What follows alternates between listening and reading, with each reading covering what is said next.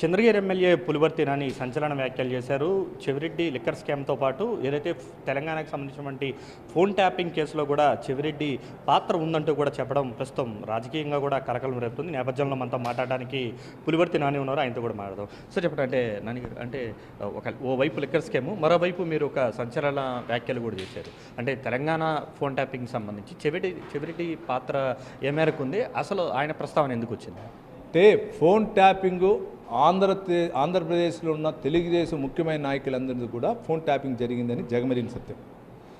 నా దాంట్లో కూడా నాకు జరిగిందని నాకుంది ఇన్ఫర్మేషన్. ఎట్లంటే ఎలక్షన్కి 3 నెలలు 4 నెలల ముందు ఒక వ్యక్తి, అజ్ఞాత వ్యక్తి ఎవరో తెలియదు, ఫోన్ చేసి సార్ వాట్సాప్ కాల్, సార్ మీకు ఫోన్లో ఏదంటే అది మాట్లాడొద్దండి, జాగ్రత్తగా ఉండండి, మీరు ఎవరంటే నేను మళ్ళీ అంటే పేరు చెప్పకుండా నేను మళ్ళీ మాట్లాడతానండి, మీరు అర్థం చేసుకొని పెట్టాడు. దాని తర్వాతనే మేము జాగ్రత్త పడినాం. మాకు ఐడియా ఉండదు కదా, రెగ్యులర్గా మాట్లాడుతున్నాం.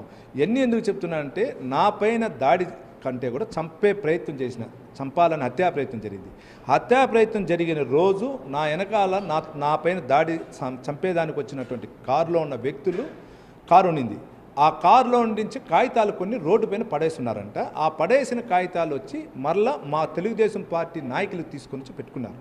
చూస్తే దాంట్లో ఆర్సీపురం మండలానికి సంబంధించిన తెలుగుదేశం పార్టీ నాయకుల ఫోన్ నెంబర్లు, వాళ్ళు ఎవరెవరితో మాట్లాడినారు, కాల్ డేటా ఉంది. అవన్నీ ఉంది.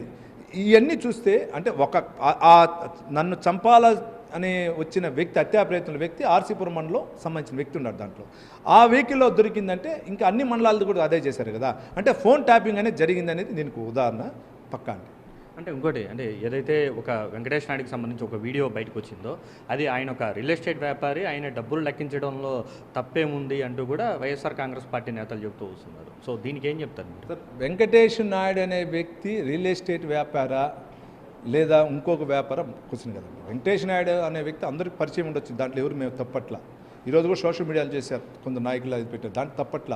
చెవిరెడ్డి భాస్కర్ రెడ్డికి అతన్ని వాడుకొని ఒక హవాలా నాయకత్వం కానీ, భాస్కర్ రెడ్డి అతనిని ఏ విధంగా అతని ద్వారా డబ్బులు పంపించడం కానీ ఏదనేది దీంట్లో మీకు చూసుంటారు. దాన్ని బట్టి ఏమర్థమైందంటే ఓన్లీ డబ్బులు లెక్కేసేది 23వ సంవత్సరమా, 22వ సంవత్సరమా, 24వ సంవత్సరం కాదు. మీకు డబ్బులు అనేది లిక్కర్ స్కామ్కి సంబంధించిన డబ్బులు. అది ఈ రోజులో రియల్ ఎస్టేట్లో అంత డబ్బులు ఎక్కడ రాదు. 35 కోట్లు 5 కోట్లు ఒకేసారి రాదు. ఎందుకంటే హైదరాబాద్ రియల్ ఎస్టేట్ కూడా గత 2022 నుంచి పడిపోయినప్పుడు అంత డబ్బు రాదు. ఇతను ప్రధాన అనుచరుడు. మొత్తం ఆ రోజు శ్రీలంకకి వెళ్ళాలనుకున్నప్పుడు శ్రీలంకతో పాటు ఇతను కూడా ఉన్న వ్యక్తి అందరికీ తెలుసు. మొత్తం కాల్ డేటా ఉంటుంది కదా సిట్ అధికారులకి, దాన్ని బట్టి అర్థం చేసుకోవచ్చు. అసలు వెంకటేష్ నాయుడికి నాకు సంబంధమే లేదంటున్నారు కదా చెవిరెడ్డి. నాకేం తప్పు లేదు, కావాలని అన్యాయంగా అక్రమ కేసులు పెడుతున్నారంటూ కూడా చెవిరెడ్డి చెప్తున్నారు. అంటే మీరు చెప్పారు కదా, చెవిరెడ్డి అనే వ్యక్తి ఒక అపరిచితుడు, తుమ్మలగుంట అపరిచితుడు. అతను ఈ అపరిచితుడు అనేది మీరు సినిమా చూసుంటాం మనం. విక్రమ్ గారు సెకండ్కి అర సెకండ్కి నిమిషానికి మారుతూ ఉంటాడు. అటువంటి వ్యక్తి చెవిరెడ్డి భాస్కర్ రెడ్డి. ఇంకా బాగా చెప్పాలంటే మీకు అప్పుడు కూడా ఉన్నాయి. విలేజ్లో వెళ్తే ఒక తొండలాగా ఇంత పొడుగు ఉంటుంది, అది ఓసరు వెళ్ళి అంటాం. మనం నడిచి వెళ్తే మన చప్పుడు కూడా అది కలర్ మారుతూ ఉంటుంది. ఇప్పుడు ఒక అడుగు వేస్తే అది స్పీడ్ పోతే కలర్ మారుతుంది ఓసరు వెళ్ళి. ఆ విధంగా ఓసరు వెళ్ళి అతని వ్యక్తి ఈరోజు నాకు మిత్రుడు కాదంటాడు, రేపు మిత్రుడు అంటాడు. ఇంకోటి మీరు చూస్తుంటారు ఏ విధంగా వెహికల్లో దిగి వచ్చేటప్పుడు దండాలు పెట్టుకుంటా నవ్వుకుంటా వచ్చినాడు. లోపల జడ్జి గారి ముందుకు ఏడవటం జరిగింది.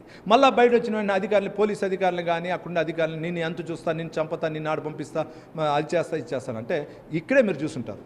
దాన్ని బట్టి మీకు అతని వ్యక్తిత్వం ఎట్లా అనేది అర్థమైంటుంది. అంటే మీరు కూడా గతంలో ఎన్నికల సమయంలో ఆరోపణలు చేశారు, ఏదైతే చంద్రగిరిలో విపరీతంగా డబ్బులు పంపిణీ చేశారని. అంటే ఇప్పుడు మీరు కూడా అదే ఆరోపణలు చేస్తున్నారు. అంటే ఆ డబ్బులు లిక్కర్ స్కామ్కే సంబంధించింది అనేదా మీ మాట కూడా? 100% లిక్కర్ స్కామ్ డబ్బులు మొత్తం చంద్రగిరిలో పనిచేసింది. దానికి ముందు 5 సంవత్సరాల ముందు లిక్కర్ స్కామ్ కంటే కూడా తొడా డబ్బులు మొత్తం 5 సంవత్సరాలు ఇక్కడ పనిచేసింది.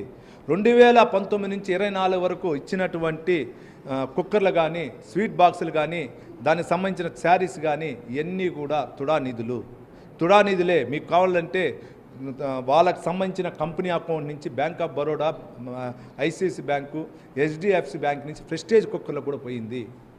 తుడా డబ్బు వాళ్ళ కంపెనీకి వచ్చి వాళ్ళ కంపెనీ నుంచి పోయింది. దాని సాక్ష్యాలు కూడా ఉంది, ఎంక్వైరీలు అన్నీ వచ్చింది. అంటే ఏ విధంగా అవినీతి సొమ్ము వాడుకున్నారో ప్రజలకు మీకు తెలుసు. మీకు దీనికంటే ఎక్కువ ఈ చంద్రగిరి నియోజకవర్గంలో మొన్న ఎలక్షన్కి నన్ను ఓడించేదానికి సుమారు 150 నుంచి 160 కోట్లు పెట్టడం జరిగింది. ఓన్లీ ఎలక్షన్కే, ఎలక్షన్ ముందుగా నేను చెప్పేది, ఎలక్షన్ పెట్టడం జరిగింది. సాధారణ వ్యక్తి ఎవరి వల్ల కాదంతా, సాధారణ వ్యక్తి ఎవరి వల్ల కాదు, మీరు తెలుసు మీకు ఏ విధంగా అనేసి, ఏ విధంగా అధికారులను ప్రలోభం చేశాడు, ఏ విధంగా తెలుగుదేశం నాయకుల్ని భయపెట్టి ప్రలోభ చేయాలని చేస్తే కూడా మా నాయకుడు ఎవరు లొంగల. మా తెలుగుదేశం పార్టీ అంటే వెనుముక పార్టీ, రెండు కార్యకర్తల పార్టీ ఒకటి, ఎవరు లొంగల. కానీ భయభ్రాంతులు చేసేదని ట్రై చేశాడు ఈ డబ్బు పెట్టుకొని. ఇదన్నిటికీ ఉదాహరణ. అంటే ఆల్రెడీ సిట్ ఎంక్వైరీ జరుగుతుంది ఏంటి, వాట్ నెక్స్ట్? మీరు ఆల్రెడీ సిబిఐ ఈడీ ఎంక్వైరీ కోరుతున్నట్టుగా కూడా 100% అండి. దీనిపైన సిఐడికి అదేవిధంగా సిబిఐకి ఇస్తేనే, సిబిఐకి ఈడీకి ఇస్తేనే ఇది ప్రక్షాళన బాగొస్తుందండి.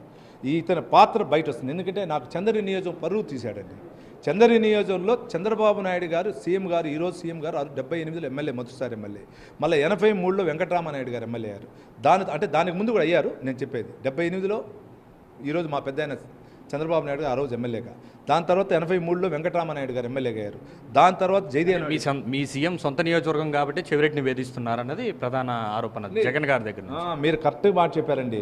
సీఎం గారు సొంత నియోజకవర్గం కాబట్టి వేధిస్తున్నాడంటే, 1 సంవత్సరం 3 నెలలకి నా పైన అత్యాయత్నం ఛార్జ్షీట్ జరిగింది. వేధించాలంటే వచ్చిన రోజు నుంచే, రెండో రోజు నుంచే వేధించుంటా నేను.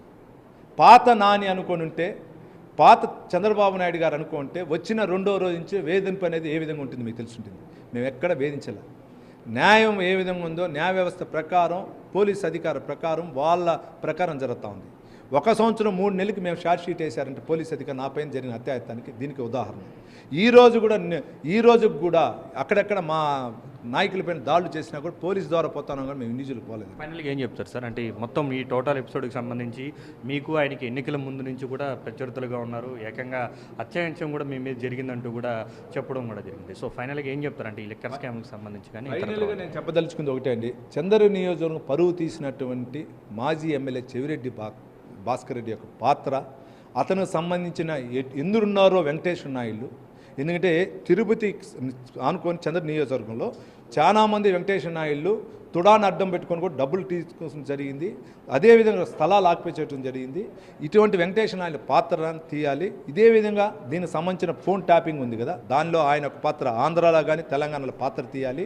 దీంతోపాటు ఎక్కడైతే దొంగ ఓట్లు కర్మకర్త ఉన్నారు చెవిరెడ్డి భాస్కర్ రెడ్డి, రాష్ట్ర వ్యాప్తంగా దొంగ ఓట్లపైన కర్మకర్త చెవిరెడ్డి భాస్కర్ రెడ్డి, అదనుతో సహకరించినటువంటి ఈరోజు కడపలో మెప్మా అధికారం ఉన్నటువంటి కిరణ్ పాత్రతో పాటు ఉన్నటువంటి ఆ రోజు కొందరు ఎంఆర్ఓలు వాళ్ళ పాత్ర తీస్తేనే న్యాయ వ్యవస్థ బతుకుతుందండి.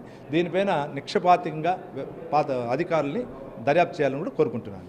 ఇది చంద్రగిరి ఎమ్మెల్యే పులివర్తి నాని చెప్తూ వస్తున్నారు. ఖచ్చితంగా లిక్కర్ స్కామ్లో చెవిరెడ్డి పాత్ర అయితే 100% ఉందని కూడా రుజువైంది. అయితే ఇది ఒకటే కాదు, తుడా నిధులు కావచ్చు, దానికి సంబంధించి ఇతరత్ర చంద్రగిరి నియోజకవర్గంలో చేసినటువంటి పనులకు సంబంధించి కావచ్చు, అన్నిటి మీద కూడా విచారణ జరపాలి. ఆ విచారణలో చెవిరెడ్డి పాత్రను కూడా బయట పెట్టాలని చెప్పి డిమాండ్ చేస్తున్నారు పులివర్తి నాని. కెమెరా పర్సన్ మనీతో కార్తీక్ అంటే చంద్రగిరి.